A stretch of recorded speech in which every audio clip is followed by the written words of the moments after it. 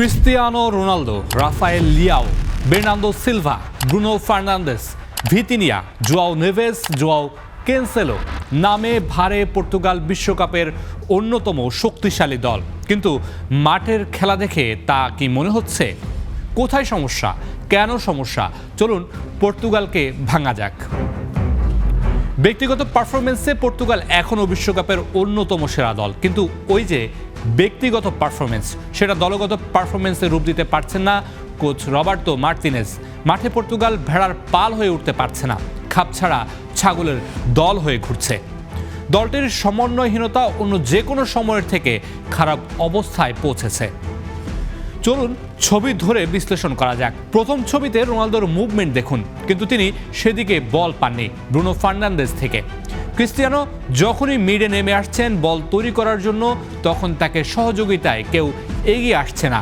বাধ্য হয়ে রোনালদোকে উইংয়ে লম্বা পাস দিতে হচ্ছে, এবং সেটি দেওয়ার পর দ্রুত সময়ে ডি বক্সে পৌঁছাতে পারছেন না তিনি, আর তাতেই বাজছে গোলযোগ। পর্তুগালের সবচেয়ে শক্তির জায়গা ধরা হয় ব্রুনো ও ভিতিনিয়াকে, কিন্তু এবারের আসরের সবচেয়ে বেশি বেগ পোহাতে হচ্ছে এই জায়গাতেই। দুজনই একসাথে নিচে নেমে আসছেন অথবা একসাথে উপরে উঠে যাচ্ছেন।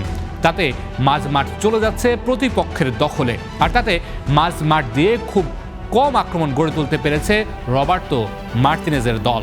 পর্তুগালের সবচেয়ে বড় সমস্যার নাম ক্রিস্টিয়ানো রোনালদো। সমস্যা বলা হচ্ছে এই অর্থে তিনি দলের জন্য কার্যত কিছুই করতে পারছেন না, কিংবা তিনি করার মতো সহযোগিতা পাচ্ছেন না। এই ছবিটা দেখুন, রোনালদো স্পেস তৈরি করেছেন, হাত তুলে মুভমেন্টে আছেন, কিন্তু ক্রস পাননি তিনি। কাছের সহজ জায়গা খুঁজে নেওয়া হয়েছে মাঝ মাঠ থেকে। পরের ছবিতেও রোনালদো মুভমেন্ট পরিবর্তন করেছেন, ফাঁকা জায়গা ছিল কিন্তু ব্রুনো সেখানে পাস দেননি। একই অবস্থা ভিতিনিয়ার ক্ষেত্রেও। কঠিন বা ক্রিয়েটিভ পাসে না গিয়ে তুলনামূলক সহজ পাসই বেছে নিয়েছেন পর্তুগালের দুই মিডফিল্ডার। এছাড়াও আক্রমণ ভাগের সমন্বয়হীনতা উঠেছে চরমে। ব্রুনো থাকলে বক্সে রোনালদো থাকছেন না, একজনের জায়গা আরেকজন পূরণ করছেন না, যেন নির্দিষ্ট এরিয়া ছেড়ে যাওয়া যাবে না। দুই উইংও খুব একটা কার্যকর হয়ে উঠতে পারেনি বিগত ম্যাচগুলোতে। লেফট উইং দিয়ে আক্রমণ সানালে রাইট উইং বক্সের ভেতরে আসছে না, রাইট উইং দিয়ে আক্রমণ সানালে লেফট উইং ডি বক্সে চাপ প্রয়োগ করছে না। বলের দখলে থাকলে পর্তুগাল 4-2-3-1 ফরমেশনে খেলে। ভিতিনিয়া, ব্রুনো প্রায় নিচে নেমে এসে বল গ্রহণ করেন। তাদেরই পর্তুগালের আক্রমণ শুরুর কথা ছিল, কিন্তু বাস্তবে তারা মাঝ মাঠের কেন্দ্রীয় অঞ্চল দিয়ে খুব কমই আক্রমণ গড়ে তুলতে পেরেছে।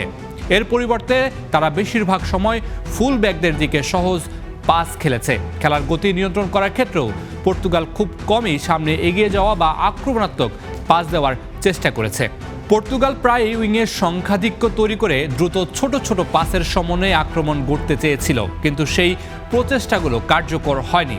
আরেকটি উল্লেখযোগ্য বিষয় ছিল, অনেক খেলোয়াড় বলধারী সতীর্থের খুব কাছাকাছি চলে আসছিলেন, ফলে একই জায়গায় খেলোয়াড়দের ভিড় তৈরি হচ্ছিল এবং মাঠের অন্যান্য অংশে ফাঁকা জায়গা ব্যবহার করা যাচ্ছিল না।